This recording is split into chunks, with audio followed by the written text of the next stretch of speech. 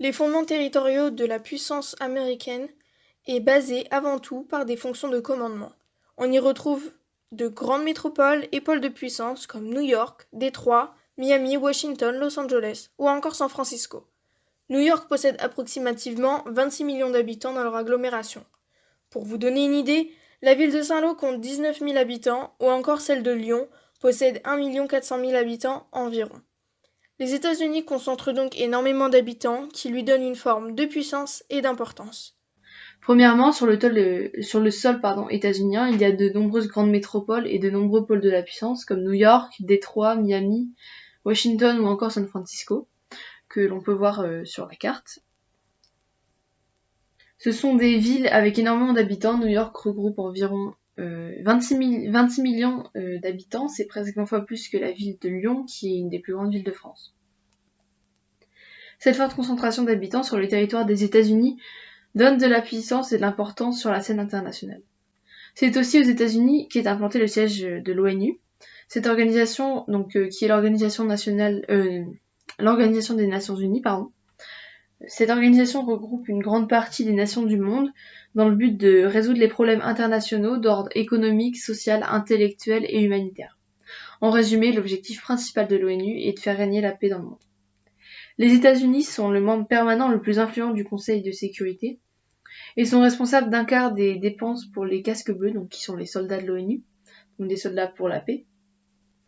Le fait que le siège soit implanté aux États-Unis et que la puissance soit réellement engagée au sein de l'ONU donne une réelle influence et présence dans le monde. Les États-Unis interviennent en effet dans énormément de pays. La puissance américaine a alors de fortes fonctions de commandement grâce à l'ONU. Ensuite, le siège de l'ONU s'est installé à New York. L'ONU, c'est l'Organisation des Nations Unies. Il regroupe presque tous les États de la planète et a pour mission ou pour but de préserver la paix dans le monde. Les États-Unis est le membre permanent le plus influent du Conseil de sécurité. Et c'est le quart des dépenses pour les casques bleus. Les casques bleus, ce sont les soldats de l'ONU. Ils interviennent dans différents conflits dans le monde, comme par exemple en Somalie. C'est-à-dire que tous les autres pays se tournent vers les États-Unis pour savoir ce qu'il faut faire. Ils ont donc une forte présence qui indique leur puissance. Ensuite, il y a le siège du FMI et de la Banque mondiale qui se trouve à Washington. Le FMI, c'est le Fonds monétaire international. C'est une institution mondiale qui regroupe 187 pays. Leur but, c'est de stabiliser le système monétaire et éviter les crises monétaires ou financières. De plus, le siège du FMI, donc le Fonds monétaire international, et de la Banque mondiale sont situés à Washington, comme on peut le voir sur la carte. Ce sont, comme l'ONU, des organisations qui ont un réel impact sur le monde, mais économiquement et non militairement, contrairement à l'ONU. Ces organisations ont aussi pour but de garantir la paix, mais d'un point de vue économique. On retrouve par la suite les bourses d'importance mondiale qui se trouvent à New York et à Chicago. La plus connue, c'est celle de Wall Street à New York, qui est également la plus grande bourse mondiale, suivie de la NASDAQ, qui se trouve également à New York, puis de Tokyo Stock Exchange, qui se trouve à Tokyo. Celle de Chicago, en revanche, a pour titre d'être la deuxième plus ancienne bourse mondiale. On retrouve aussi des bourses d'importance mondiale à New York et à Chicago. Ensuite, de nombreuses grandes entreprises ont implanté leurs sièges sociaux sur le sol américain, comme Amazon, Apple, Microsoft ou encore Facebook. Ces sièges sociaux sont répartis sur presque tout le territoire, mais certaines zones sont conçues spécialement pour ça, comme la Silicon Valley à l'ouest du pays. Nous pouvons donc voir que les États-Unis occupent une forte place au sein de l'économie mondiale. Ils ont de grandes responsabilités. De plus, les États-Unis sont responsables de 24% du PIB mondial en 2018, c'est une part très importante. Et en 2016, le PIB américain était 6 fois plus élevé que celui de la France.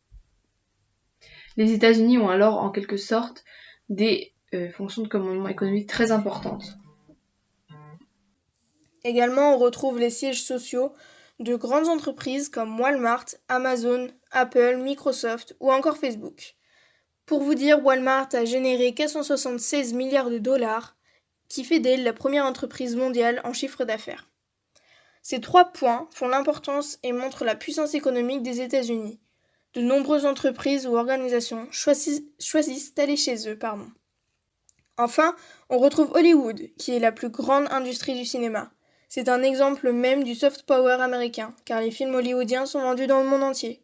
Également, cela rapporte du tourisme et de l'argent. Les gens veulent venir le quartier célèbre d'Hollywood. C'est la référence culturelle, cinématographique et même musicale du monde. Avec Hollywood, les États-Unis peuvent permettre de transmettre une vision d'eux au monde, qui est parfois subjective. Grâce à cela, les États-Unis ont un commandement culturel sur le monde. Enfin, on retrouve Hollywood, qui est la plus grande industrie du cinéma dans le monde.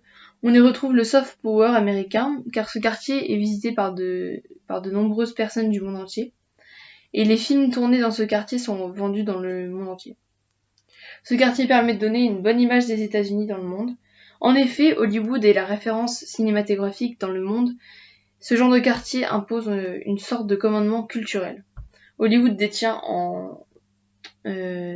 entre 60 et 75% des parts du marché cinématographique international. En résumé, les fonctions de commandement des États-Unis sont variées. En effet, grâce à l'ONU, les États-Unis ont des fonctions de commandement militaire, mais aussi économique par l'implantation de sièges sociaux de grandes entreprises, mais aussi d'organisations mondiales comme le FMI ou la Banque mondiale. Mais aussi, les États-Unis ont des fonctions de commandement culturelles, ce qui n'est pas donné à tous les pays à cette échelle, par certains quartiers comme Hollywood, qui sont des réelles références culturelles mondiales. Pour conclure, les États-Unis font preuve d'une puissance mondiale par de fonctions de commandement, en dominant l'économie, la culture et les relations internationales. Le monde se tourne vers eux pour n'importe quel besoin. Les États-Unis représentent une superpuissance mondiale. Cela se traduit par de grands fondements territoriaux.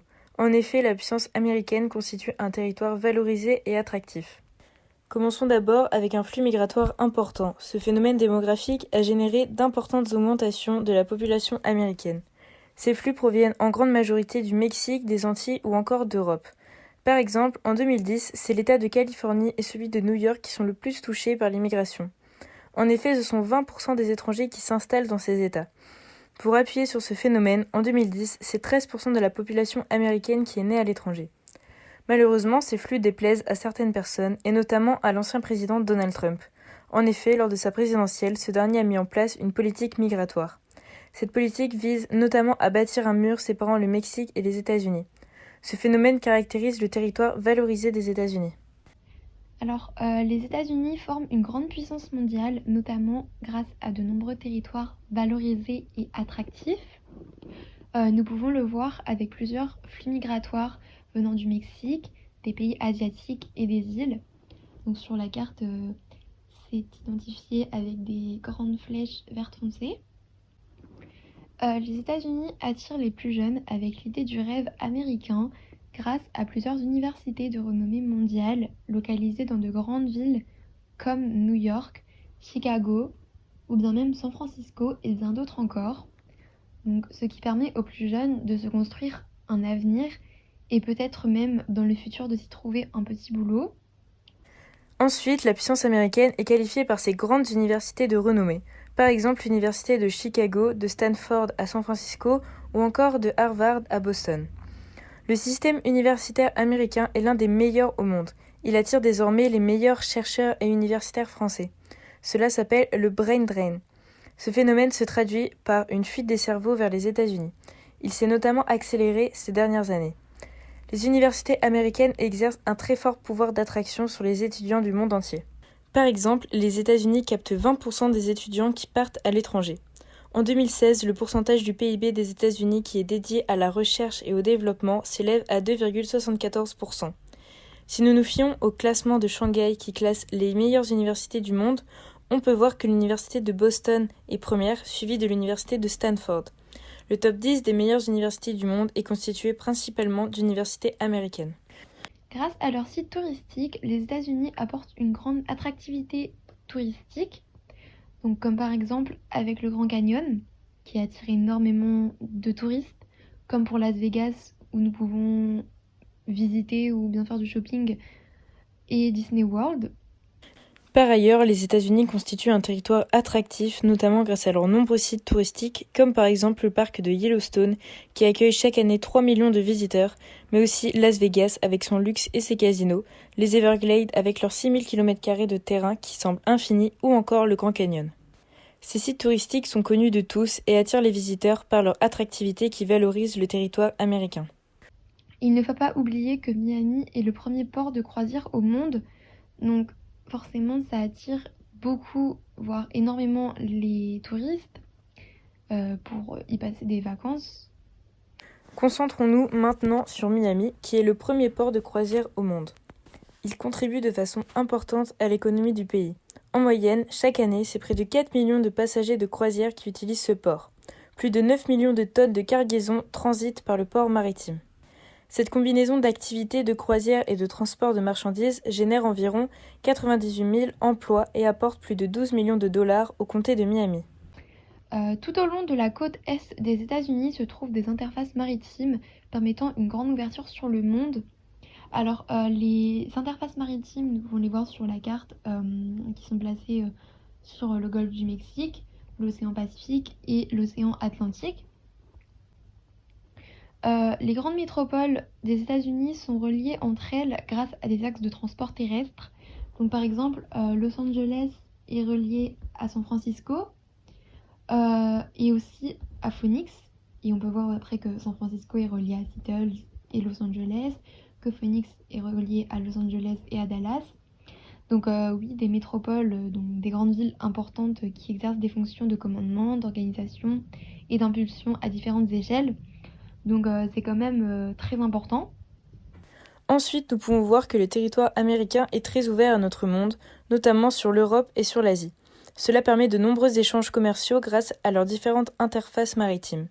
La triade peut alors importer et exporter des produits entre eux. Les États-Unis ont aussi une interface maritime avec le Moyen-Orient, mais également avec le Venezuela, qui leur apporte en grande masse du pétrole. Sans les États-Unis, un grand nombre de pays ne pourraient subvenir à leurs besoins. En évoquant le pétrole, nous pouvons voir que cette ressource est très présente dans l'État du Texas, notamment à Dallas. Cette réserve représente le quart des réserves présentes aux États-Unis. Les États-Unis sont classés comme le deuxième consommateur mondial d'énergie derrière la Chine. L'autosuffisance de ce pays a atteint 85%. Selon des chercheurs, les États-Unis deviendraient le premier pays producteur de pétrole, dépassant l'Arabie Saoudite. Elle dépasserait même la Russie en production de gaz. Cela peut s'expliquer par la nouvelle exploitation de pétrole de schiste en Dakota du Nord. Et nous pouvons aussi voir que l'exploitation du pétrole se concentre dans les grandes plaines. Donc sur la carte, on peut le voir. Et aussi sur une petite partie de l'espace attractif en forte croissance et des espaces moteurs de la Sunbelt. Mais après, on peut voir quand même que ça se concentre beaucoup plus sur les grandes plaines. Nous pouvons alors en conclure que cette superpuissance dotée de fondements territoriaux bénéficie d'un territoire attractif et valorisé. La partie rouge représente le centre de la puissance américaine. Elle est située au nord-est du pays, mais elle est appelée centre car c'est une zone à côté d'une grande interface maritime, ce qui permet, par exemple, le possible échange universitaire. 3 universités de renommée mondiale y sont présentes dans ce centre. Il y a également 6 métropoles, le siège de l'ONU et 4 grandes entreprises mondiales. Et les principaux axes terrestres démarrent d'ici. Ensuite, la partie jaune est un espace en forte croissance, notamment grâce à la Sunbelt. Donc, c'est un espace où le soleil est fortement présent durant toute l'année, ce qui amène beaucoup de touristes et donc génère beaucoup de revenus. La Sunbelt comporte la Floride, où il y a Disney, les Everglades, beaucoup de soleil évidemment, et Miami. Le Texas, il y a Dallas, Houston, qui sont des pôles de la puissance, et le siège social de Phillips 66. Il y a des points d'exploitation de pétrole qui conduit à une exportation de pétrole et donc une génération de revenus. Il y a également la Californie, où il y a le siège d'Apple, le siège de Facebook. Et ensuite, il y a l'État de Washington, où il y a Seattle et les sièges sociaux de Microsoft et d'Amazon. Après, il y a la partie en vert foncé, ce qui représente le cœur de la puissance agricole, car c'est très peu peuplé et donc beaucoup plus facile d'exploitation agricole. Il y a aussi 5 endroits où l'exploitation de pétrole y est faite. Et enfin, la partie en vert clair représente l'ouest montagneux des États-Unis d'Amérique et l'Alaska. Malgré le paysage rocheux de ces territoires, on a réussi à faire passer des principaux axes de transport terrestre. Donc on peut aller de partout à n'importe où dans ce pays. Mais aussi, on y a réussi à implanter 3 grands principaux sites touristiques, comme le parc de Yellowstone, Canyonlands et le Grand Canyon.